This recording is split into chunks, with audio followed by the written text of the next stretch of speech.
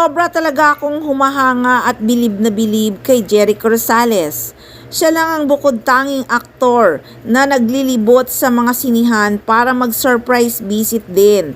At nagpapasaya talaga siya at nagpapakilig sa mga kababaihan.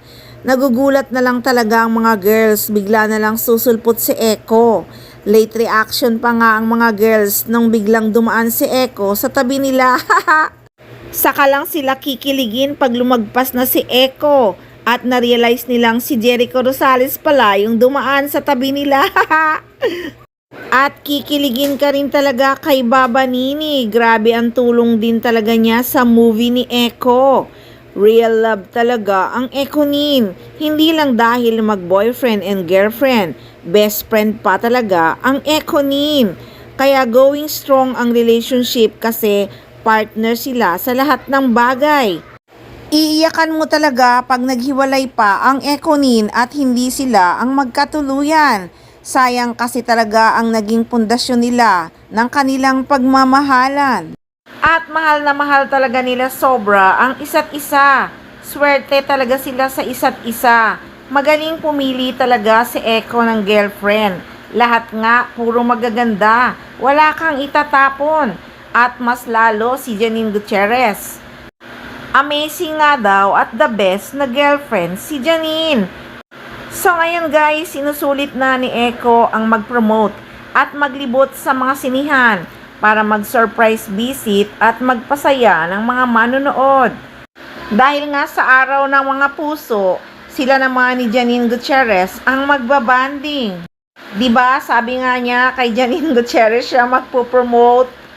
Sapat na rin naman siguro ang 2 araw na nagpakilig at nagpasaya ang aktor sa mga nanood ng The Loved One.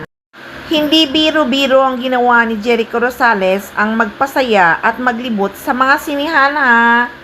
Sa kabila nga ng ginagawa ni Jericho Rosales na magpasaya ng tao, ay kung ano-anong pangbabas pang natatanggap ng aktor. Pati na rin si Janine Gutierrez. Wala naman silang ginagawang masama.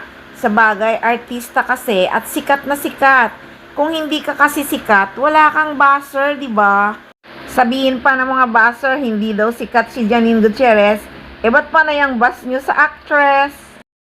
Gigil na gigil nga sila sa pamimintas kay Janine Gutierrez eh. Hindi halos nila matanggap na sobrang ganda ng actress.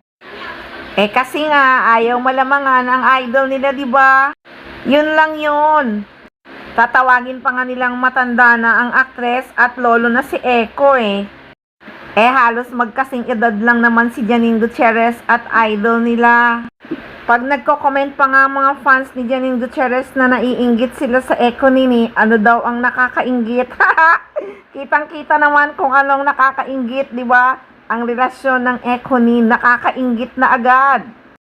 Tapos ang itsura pa, gwapong-gwapong Jericho Rosales at super gandang Janine Gutierrez.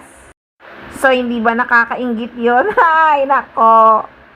Gaya nga ng sinabi ko diba, wag sanang itambal sa iba ang guy. Dahil iiyak kaya kayo kasabay ng tulo laway.